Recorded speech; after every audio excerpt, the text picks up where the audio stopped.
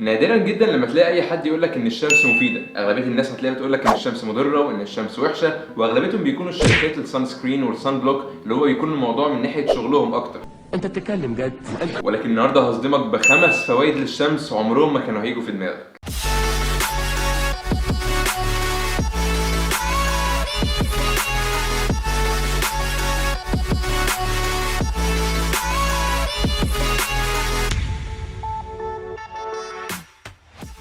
اول حاجه ان هي بتساعدك على انتاج فيتامين دي في جسمك. الموضوع دوت بيحصل ازاي؟ دلوقتي لما اشعه الشمس تخبط في جلدك بيكون متخزن فيه كوليسترول، ففي شويه تفاعلات كيميائيه بتحصل بتنتج فيتامين دي من الكوليسترول اللي متخزن في جسمك. فمش كل الكوليسترول غلط، في كوليسترول كويس وفي كوليسترول وحش، لكن الكوليسترول الكويس اللي في جلدك اشعه الشمس بتساعدك من خلاله ان انت تنتج فيتامين دي زياده في جسمك. طيب ليه فيتامين دي او فيتامين د دوت يعتبر مهم جدا؟ ليه فوائد كتيره جدا، منه ان هو بيحسن من صحه العظم، بيديك مناعه ضد الامراض وضد العدوى، وبيظبط مستوى السكر في الدم، مهم جدا لصحه القلب وضغط الدم. وكمان بالنسبه للناس اللي بتروح الجيم وبتحاول تعمل عضلات، فهو محفز جدا لهرمون التستوستيرون، هرمون الذكوره اللي هو مسؤول عن بناء العضلات.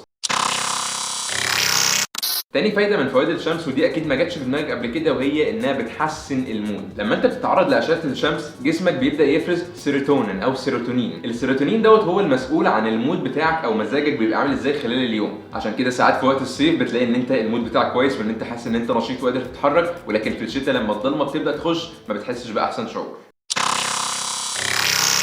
تالت فايدة وهي انها بتفوقك او بتزود انتباهك. الشمس بتساعد على تقليل هرمون الميلاتونين. هرمون الميلاتونين دوت بيساعدك ان انت تنام بشكل اسرع، فلما انت بتتعرض للشمس فبالتالي الميلاتونين هيبدا ان هو يقل في جسمك، فتلاقي نفسك ان انت نشيط، فتقدر ان انت تنجز زياده، تقدر ان انت تعمل حاجات اكتر في اليوم دوت، تقدر ان انت تتمرن وتلاقي نفسك فايق. نفس الفكره بتاعت القهوه ان هي بتفوقك.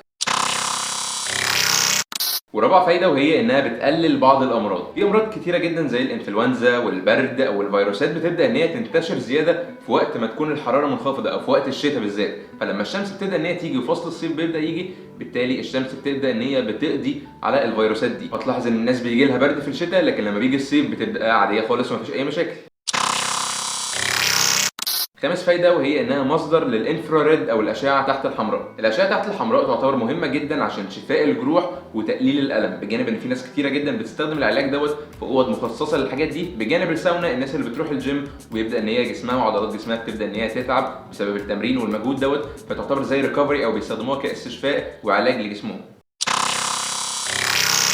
طيب هل معنى كده ان انا افضل واقف في الشمس كل يوم ساعتين 3 بحيث ان انا اخد اكبر قدر من الفوائد اللي انا خدتها دي؟ الاجابه وهي لا طبعا. يعتبر احسن استخدام او احسن جرعه تقدر تاخدها من الشمس هي ان انت تتعرض من 3 ل 4 مرات في الاسبوع، والوقت بتاعك يكون من 10 ل 20 دقيقه. طبعا الوقت بيتغير من كل شخص للتاني، ممكن يكون في ناس بشرتها حساسه زياده للشمس فلازم انت تقلل الوقت، ولو انت بشرتك غامقه او انت اسمر فبتحتاج وقت زياده شويه من الوقت اللي تعرضك للشمس عشان تقدر انت تمتص فيتامين دي. طيب اشمعنى الناس السمر بيحتاجوا وقت زياده شويه؟ عشان الناس السمر بيكون في بشرتهم حاجه اسمها ميلانين. الميلانين دوت بيحمي ضد مشاكل الجلد عن طريق ان هو بيمتص كميه اشعه اقل، فبيحتاجوا بالتالي ان هم يقعدوا في وقت زياده عن الناس اللي بشرتها فاتحه عشان يقدروا ان هم ياخدوا كميه كافيه من فيتامين دي.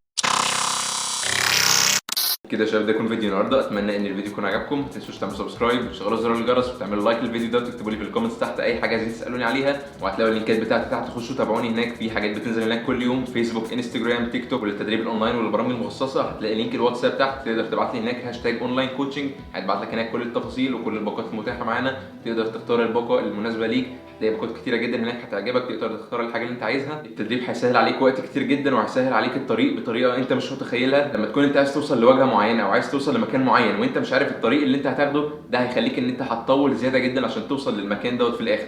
فانا بساعدك ان انا بوجهك في الطريق الصح وبعرفك ايه هو الطريق الاسهل، الطريق المختصر اللي هيوصلك لهدفك في اسرع وقت. فتقدر تبعت لي تحت وهساعدك ان انت تعمل احسن شكل في حياتك، واشوفكم الفيديو الجاي. سلام.